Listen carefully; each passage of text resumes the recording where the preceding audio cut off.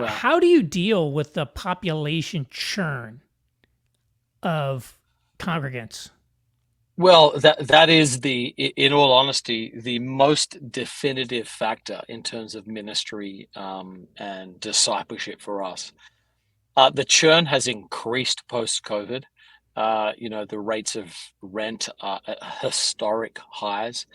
One of the ways that your wife described it in the questions you sent over to me, I was like, oh, she gets it. That is written by someone who has built friendships in New York. The biggest challenge, there's two challenges. One is the amount of time you have with which to disciple people, whether they're a new believer or they're somebody who joins your congregation with a previous Christian life. You just don't get them long enough in many ways to play a definitive role in their spiritual formation. They're often very, very busy in the first place, being in New York with their jobs, and so there's a sense of frustration of like, oh, if we just had you for another 2 years, oh, we're seeing real progress in this area, or um, I refuse to just be a chaplain for people's vocational ambitions, which is often the role they want to put me in, which is, yeah, I'm here really to do something else, and I like you being in the background to give me sort of a spiritual comfort. Hmm. I don't like that, and the city often produces that dynamic. The hardest tension, though, I think, is to perpetually open your heart, knowing that people are going to leave. It is hard to have an unlimited flow of love with which to continually redistribute to people who you meet them.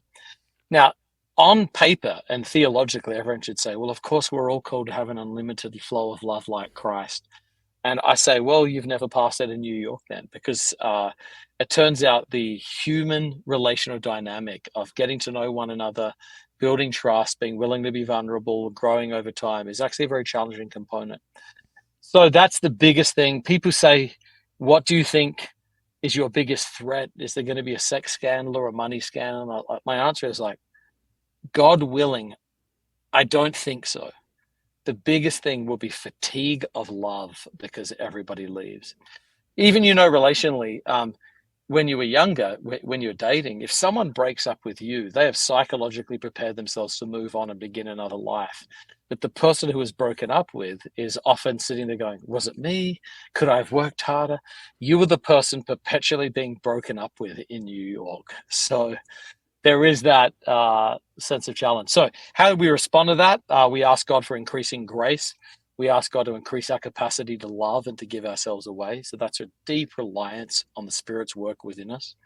But then secondly, we realize we're not going to change this dynamic. I went through a period where I was like, let's tell everybody to stay, and actually produced an unintended sense of guilt and shame whenever people left. Like they felt like failures.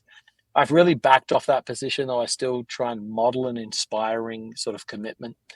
Um, and now we just try and view it as like, hey, Lord, you're sovereign. These are your people, not ours. This is a season of their life. How do we make this one of the best life-giving seasons of their life? So we build around transients and try and come up with a way to send them. Our vision is that when people show up at churches around America when they leave, other pastors say, thank you, Church of the City, because the impact you had on those people in terms of people being missionally minded, servanthood, their rich devotional lives, thoughtful vocational engagement.